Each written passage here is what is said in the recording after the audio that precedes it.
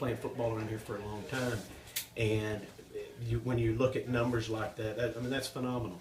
I mean, this guy's played 1 year, played 1 season for us as the guy. Yeah, and maybe, Coach, just one more word here just about what it means for someone to sit for 4 consecutive seasons and not take, what we would call a meaningful snap, and then to step back into that rush where he had been a star at Lakeview High School, for a couple of seasons. Well, a lot of times, guys just come in, and if they have the guts and the stick-to-itiveness enough, if they just have all that, they may play their senior year or their junior year. This guy, he hurt his shoulder. There's been multiple issues here. It's not just, well, he didn't play. Well, he's been through the ringer. He's had to rehab several times on his throwing arm. So for him to do all that, stick it out, and to come out here and play at a high level every single game for 11 games, and it's easy when you're the starter. All of a sudden, after all these years, it's easy to heap a ton of pressure on yourself and not play well. And that goes to show you just the poise and the guts that this guy has. I mean, because it all came down to 11 games for John David Baker, and for him to play well every single game, that is monumental. I don't know that I've ever been around that.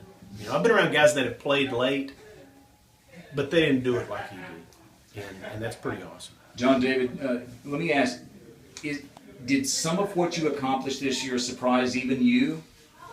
I mean, yes and no. These are crazy numbers we're right, talking about. Right. I mean, I have huge expectations for myself, and I hold myself to a very high standard. But it helps. It helps when I have guys around me like I do, for sure. And I'm speechless. Just I'm just very humbled, to be honest with you. I mean, you rattle off those numbers, and it's just it's kind of surreal to think that my name's next to those. Especially when you played behind the all-time leading passer in Lone Star Conference and ACU history, I know, Mitchell Gale. Maybe just a thought about what this guy to your right has meant to you, not just as a player, but as a person. Coach Collums is like another dad to me, and there was a point, in my career here at ACU where I couldn't say that, to be honest with you.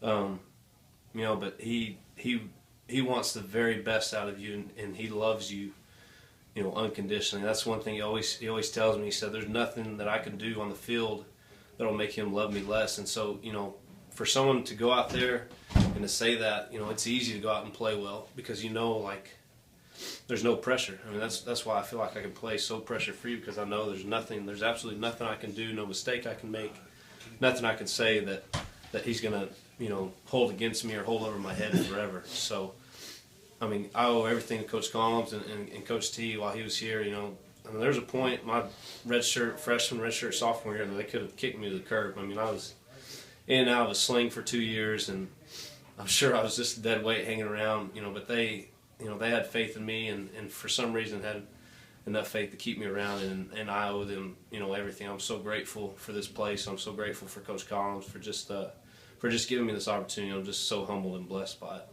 Maybe just a word from either one of you about some guys who aren't going to go down in the record books because they don't play positions where you keep stats, but we're talking about guys like Blake Spears and Josh Perez, who played a lot of football, got beaten up a lot over the last 4 or 5 years, who for the most part kept you clean today and all season. Yeah, and you cannot operate without guys like that, who make decisions that are every bit as critical as John David's, but they're within a closet, and there's so much violence in there. There's so much leverage. There's pushing, pulling, and every decision that you make, every step. If you step too wide, if your foot angle is different, I mean, if you don't drop yours, all of that makes a difference. And they did it. They've done it at a high level. Other guys like Thor Warner. I mean, wow, that guy is every bit as a football player as any of us. He's not the fastest guy, doesn't have the greatest quickness, but his instincts are off the charts. And he made a lot of plays. Didn't play perfect. Our defense didn't play perfect today.